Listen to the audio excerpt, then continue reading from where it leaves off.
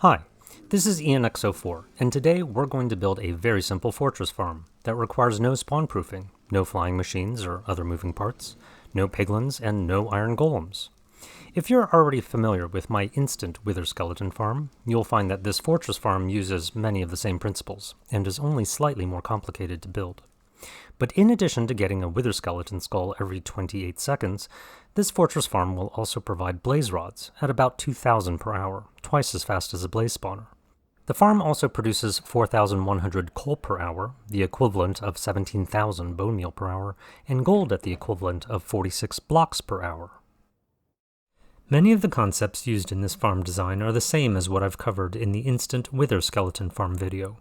So if you haven't already watched that video, I encourage you to do so now so that you'll have that farm as a point of reference as I discuss this fortress farm design. Just like the instant wither skeleton farm, this fortress farm has three main sections. There's a spawning platform near the top of the nether fortress bounding box. It has 12 wolves embedded in the farm, and this might seem like a lot, but I'll show you some tricks to quickly breed them and to get them into place. The center of the platform has two portals side by side that teleport mobs to an overworld bridge high in the sky at coordinates corresponding to the player location in the nether. The mobs slowly push each other across the bridge to another portal, which teleports the mobs back to the nether into a killing chamber where the player is located high over the nether roof. The player is located 125 blocks above the spawning platform, and since mobs can't spawn beyond a 128 block radius from the player, only this little sliver of the fortress bounding box lies within range of the player to spawn fortress mobs, and this eliminates the need to spawn-proof the rest of the fortress. The surrounding biome is preferably Soul Sand Valley, or it can be Warped Forest, both of which use the spawn potential mechanic that makes the biome rather desolate with respect to hostile mobs. Desolate enough that spawn-proofing the biome isn't needed either. The spawn area is just a rectangular platform of nether brick blocks with lines of floating bottom slabs that create a series of narrow aisles where mobs can spawn. These aisles are connected by a central portal, so that the only way to get from one aisle to another is to pass through the portal. The wither skeletons and normal skeletons that spawn here will see one of the wolves, and this will cause them to pathfind away from the wolf, often to a location in a different aisle. And since the portal provides the only path to reach the other aisles, this compels many of the skeletons to head into the portal, which teleports them away. Zombie piglins behave similarly. They pathfind to a turtle egg at the edge of the spawning area, which again teleports them away when they reach the portal. Blazes are a special case in the design of fortress farms. They aren't really scared of anything, and they aren't really attracted to anything either. As a result, most farm designs rely on lava, flying machines, or pistons to move the blazes around. In this fortress farm design, however, the wither skeletons and zombie piglins push the blazes into the portal instead. Their peers apply pressure to them. Some of the remaining blazes will pathfind to another aisle, taking them into the portal on their own, and others will eventually despawn. Portals will teleport mobs to the closest matching portal in the opposite dimension, after converting by a factor of 8 in the x and z coordinates. The closest portal in this case is the lower end of the overworld bridge. Mobs that appear here will gradually push each other across the bridge to the higher portal. They need to avoid touching a portal for at least 15 seconds before they can teleport again. Any mobs that reach the opposite portal before the cooldown period will eventually be pushed out of the open end of the portal so that they don't clog up the farm. After the mobs teleport back to the nether, they appear at the killing chamber, where the player kills the mobs with looting 3, and this improves the rates for the farm drastically. Non-stackable items like swords and armor are filtered out and burned using 3 non-stackable item filters, and then the stackable items are placed into chests. Like the instant wither skeleton farm, it's extremely important to find an appropriate build site. Your build site must be within the bounding box of a fortress. The farm should be in a Soul Sand Valley, preferably, or it can also be in a Warped Forest, if necessary. And the center of the farm should be at least 100 blocks away from any biome other than Soul Sand Valley or Warped Forest. It's okay for part of the nether fortress to be in a different biome, but the center of your farm should be at least 100 blocks away from the other biome. This ensures that any spawning spaces within a 128 block radius of the player is in a biome that uses the spawn potential mechanic. If you know your seed, you can use chunk base to help find a good nether fortress for your build site. If you don't know your seed, I would recommend flying over the nether roof in an organized fashion to search for soul sand valleys, which appear as having a teal color in the sky. When you find one, press Shift F3 to view the list under the debug pie chart, and then press the number on your keyboard corresponding to tick, then level, then entities. Continue exploring and look for blazes and wither skeletons to suddenly appear on the list under the pie chart, and this tells you that you're approaching a nether fortress, somewhere ahead of you, located below the roof. Build a portal and place TNT next to it, and enter the portal. While waiting to teleport, light the TNT. Don't worry, it won't have enough time to explode before you teleport away. When you arrive in the overworld, throw a junk item into the portal, and you should see it disappear. This reloads the nether and lets the TNT finish exploding, which deactivates the portal over the roof. Throw another junk item into the portal, and this one should not teleport, letting you know that there are no matching portals in the nether. As a result, when you go through the portal again, the game will generate a new portal under the nether roof so that you can explore. And if you need to go to the nether roof again to continue exploring, you can just work your way up and use ladders and an ender pearl.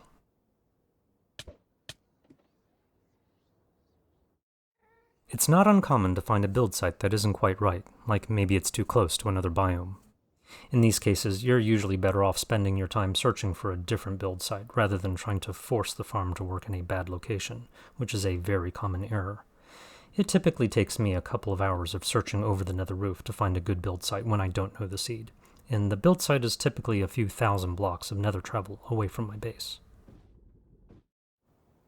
Once you find a good fortress, you'll need to determine its bounding box, which is basically the smallest box that contains the entire nether fortress. If you have the mini HUD mod, you can use it to visualize the bounding box, either directly in your world or using a copy of your world. Otherwise, you'll need to determine the bounding box manually, which isn't that hard.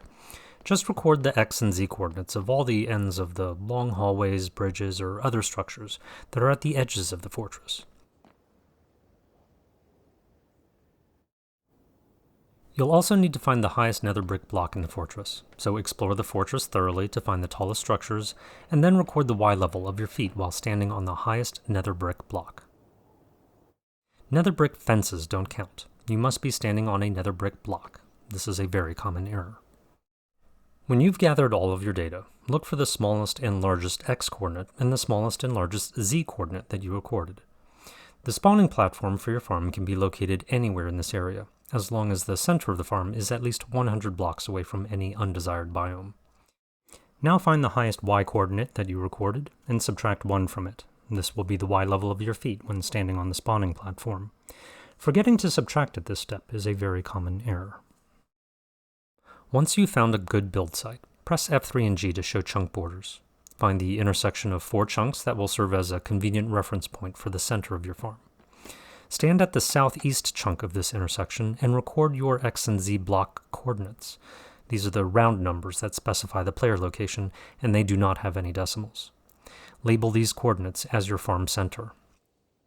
Double-check that you've recorded any negative numbers correctly, and double-check that the X and Z coordinates are evenly divisible by 16. Now you'll probably want to move some wolves nearby in preparation for the build. There are many good ways you can bring them in depending on your situation. For example, if the corresponding overworld location is near a forest, grove, or a variant of the taiga biome, you could probably just find and tame a pair of wolves nearby. But most players will probably need to bring in some wolves from their base instead. This is fairly easy if you understand the mechanics of teleporting wolves. A wolf will teleport to the player that tamed it if the player is more than 12 blocks away in the same dimension with a solid block nearby for the wolf to stand on. The wolf also needs to be in an unaggressive state, in a standing position, not sitting, and outside of a boat or minecart and without a lead. The wolf, of course, also needs to be in a loaded chunk in order to be processed, so this means that if you fly short distances and land frequently, a wolf will be able to follow you by teleporting, since the game processes the area around a player based on the single-player render distance setting and simulation distance setting, or the server's view distance setting. But if you fly far enough away, the wolf may no longer be loaded or processed, so it won't be able to teleport, and this will prevent the wolf from following you. You can use this information to figure out the best way in your specific situation to get the wolves to the farm. In general, I recommend that you first relocate the wolves from your base to the spawn chunks, or to a nearby chunk loader, or to the location of a friend in the overworld who also happens to be playing at the same time. Each of these cases will keep the wolves in loaded overworld chunks, so that you can travel in the nether and have the wolves ready to teleport to you when you re-enter the overworld. Fence in your wolves so that they're no more than 12 blocks away from another portal. Set the wolves to be standing, make sure they're off any leads, and then go through the portal. Now work your way back to the coordinates of the farm center, for example on the nether roof, and build a portal to return to the overworld, and your wolves should teleport right to you. Have the wolves sit down and record your overworld coordinates to make sure that you can find them again.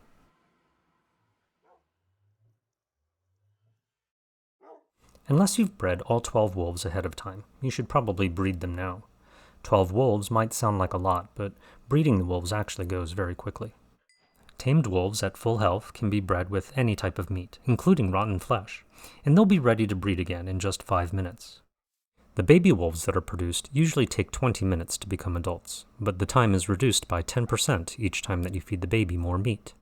So half a stack of rotten flesh, for example, reduces the amount of time for a baby to grow up to less than a minute, and that new adult wolf is then immediately ready to breed. Using this type of strategy over and over can get you all 12 wolves in as little as 17 minutes, starting from just 2 wolves and about 2.5 stacks of rotten flesh or other type of meat. Be sure to check the video description for more information.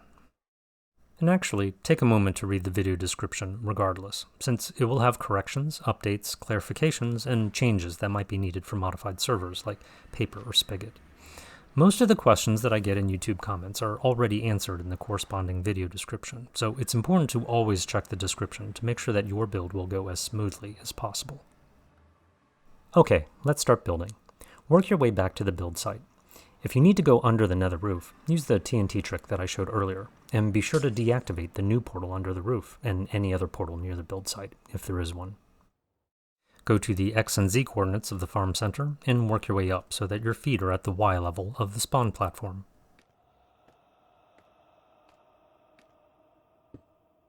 If you're using mini-HUD, check to make sure that there's an air block between the spawn platform and the top of the bounding box.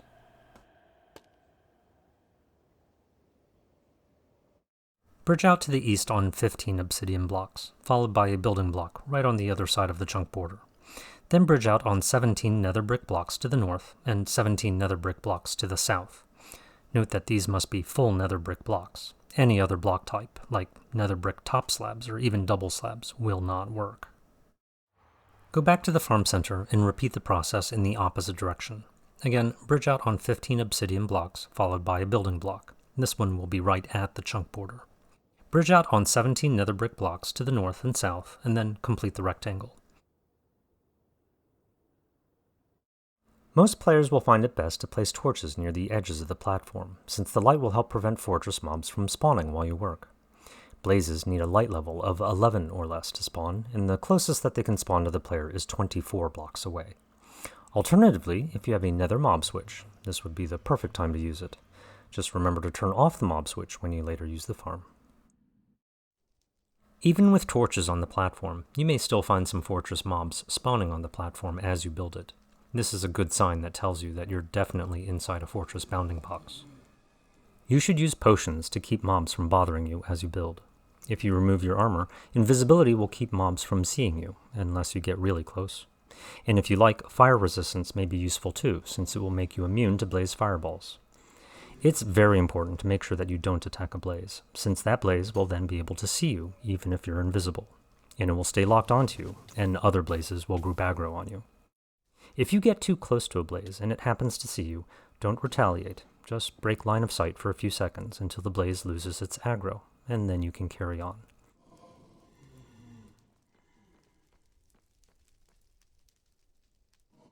And be sure to set a timer to make sure that you refresh your invisibility potion before it wears off.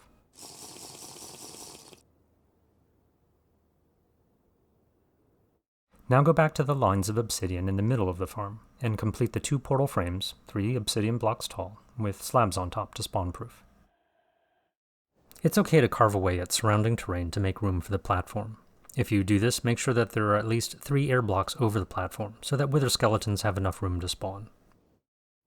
Now it's time to move the wolves in place. Ignite both portals and step into one of them, close to the farm center. You should arrive where you left the wolves. Push them into the portal while in sitting position so that they teleport to the spawn platform, and then go through yourself while invisible to double check that they're all there.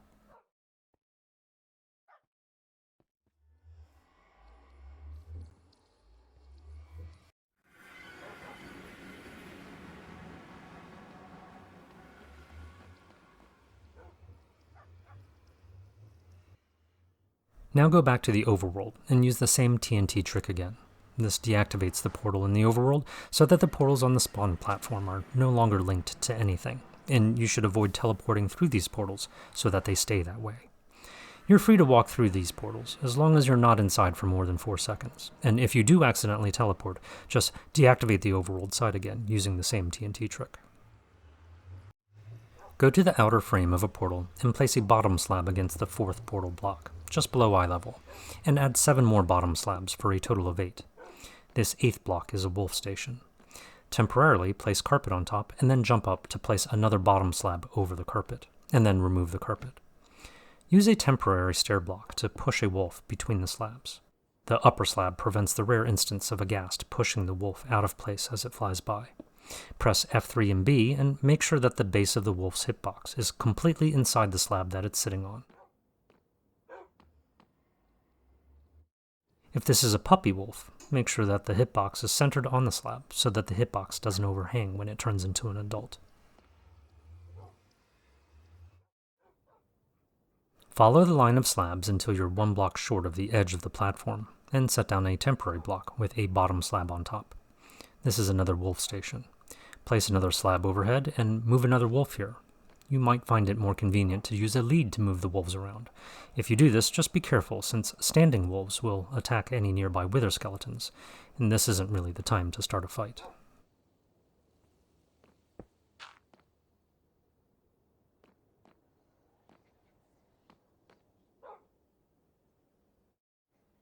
When you're done, repeat this process on the other side of the portal frame, and do the mirror image on the other side of the farm. Now repeat the process again down the middle, where the obsidian pillar separates the 2 portals. On one side of the middle obsidian pillar, replace the bottom slab with a trapdoor. On the outer ends of the portal frames, place a turtle egg at eye level, and make sure that there are at least 2 air blocks over it, and make sure that there's no way for a mob to reach the egg to trample it. Note that mob griefing must be enabled in order for zombie piglins to pathfind to turtle eggs. Now finish installing lines of bottom slabs to create aisles all the way from the portal to the edge of the platform. Just leave a 1 block gap between the lines of slabs and block the outer ends of the aisles with more bottom slabs to ensure that mobs do not pathfind between the aisles this way. When you're done, take a moment to remove any nearby light sources, which would otherwise reduce the rates of the farm. Plug any lava falls, put out fires, and remove any torches that you may have put on the spawn platform. And if you're in a warped forest, carefully go around and remove any nearby shroom lights. When you're done, work your way up to the nether roof, for example using an ender pearl and ladders, and find the X and Z coordinates of the farm center. Build up scaffolding at this location until your feet are 123 blocks higher than when you were standing on the spawn platform. Bridge out on 1 scaffolding to the west into the adjacent chunk, and then bridge out on 1 glass block to the south, and then 3 glass blocks to the north, and expand this into a 5x4 platform.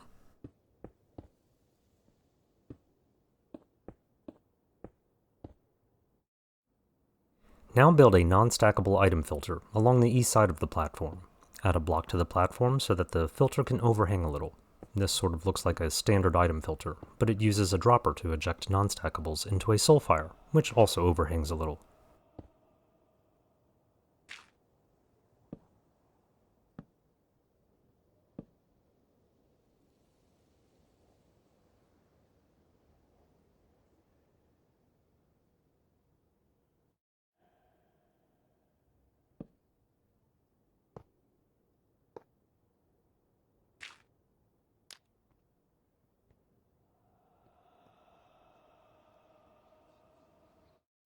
Build the mirror image on the opposite side, and finally build 1 more filter so that it's sideways, along the north side of the platform, Again, you'll need to add a block to the platform so that the filter can overhang a little.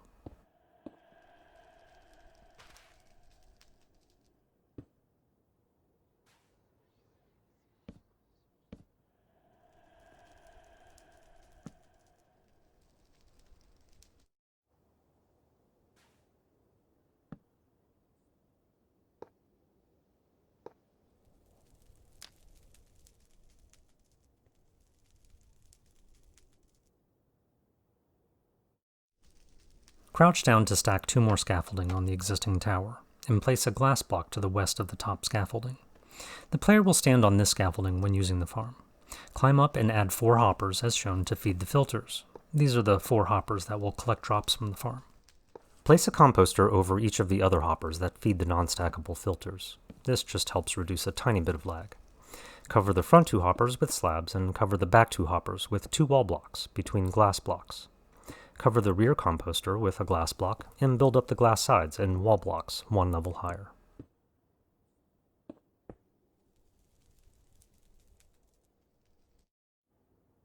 Hop down to the edge of the glass platform and pillar up on 6 blocks next to the scaffolding, and repeat this to make the pillar 2 blocks wide.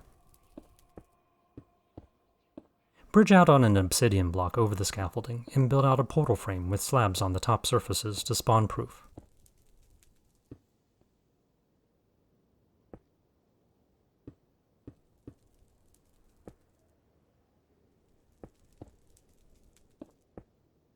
Step inside the portal frame and finish building a short drop chute to the hoppers below using glass blocks.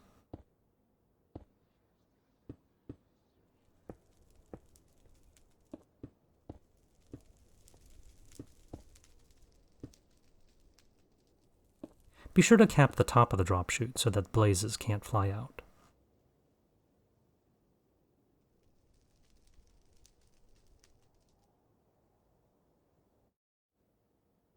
Place walls to cover half of the portal opening.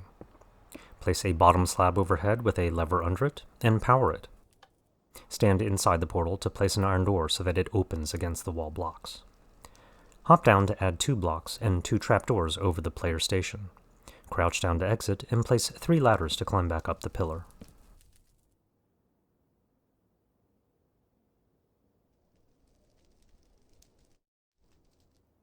Step inside the portal and confirm that your feet are 129 blocks higher than when you were standing on the spawn platform.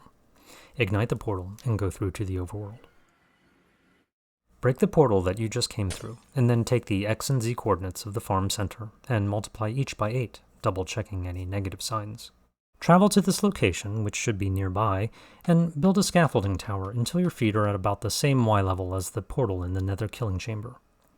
When you're on top, add 1 scaffolding to the south, and double check to make sure that you are facing south. Now stand on that scaffolding, looking down, and crouch down to stack another scaffolding, and then add 2 more on top. Add an obsidian block overhead next to the highest scaffolding, and then build a portal frame that is 3 blocks wide on the inside.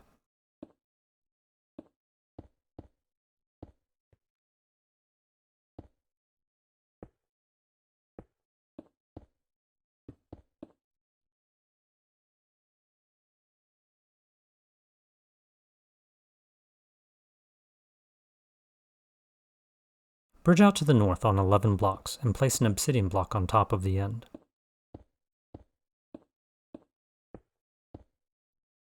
Now build another portal frame, 3 blocks wide, that's aligned with the other portal, except for that this one is 1 Y level higher than the first.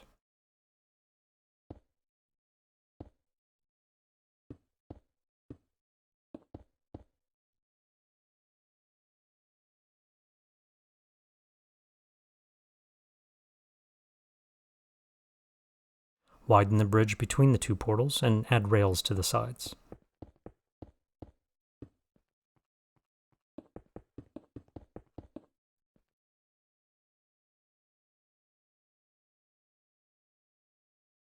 Extend the top of the higher portal to make a roof overhead so that blazes aren't hurt by rain. Lay down 3 slabs next to the higher portal so that mobs are pushed up into the portal. On the opposite portal, place a gate over the scaffolding, and then break that 1 scaffolding block. Then add blocks to surround the gate. Ignite the portals, and if you have 3 cobwebs, lay them across the bridge as shown, near the lower portal. These cobwebs improve your rates just a little by keeping the mobs aligned. And finally, use either portal to return to the killing chamber. Exit the killing chamber portal through the door, and remember to close it behind you.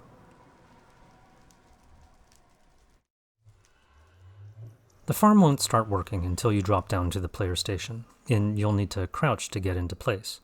This locks the player into position in the rare case that a skeleton appears with Thorn's armor. It takes about a minute for the overworld bridge to fill up, and then you'll start seeing mobs appearing in the killing chamber. Place rotten flesh into your offhand and hold down the right mouse button, either with software or a piece of tape. Attack about every second with a sword, preferably with sweeping edge, looting 3, and mending. Sharpness or smite will also help kill the mobs more quickly, and make sure that you don't constantly hold down the attack button, since it takes a bit of time for sweeping edge to recharge. The zombie piglins that you kill in this farm will maintain your rotten flesh food supply, and the rotten flesh will keep you at full health, even with the hunger effect, so you won't need a regeneration beacon even if you're playing in hard difficulty. If you're on a multiplayer server, other players in the overworld will cause mobs to despawn if they're more than 128 blocks away from the bridge. So the farm will work if you're alone on the server or if there's no one in the overworld. The farm will also work if there's at least one player within 128 blocks of the overworld bridge. A chunk loader does nothing to change any of these requirements. The second player can reach the bridge by building a portal about 20 blocks away from the farm center. Once in the overworld, they'll need to travel about 160 blocks to reach the bridge, and then climb up the scaffolding, or fly there.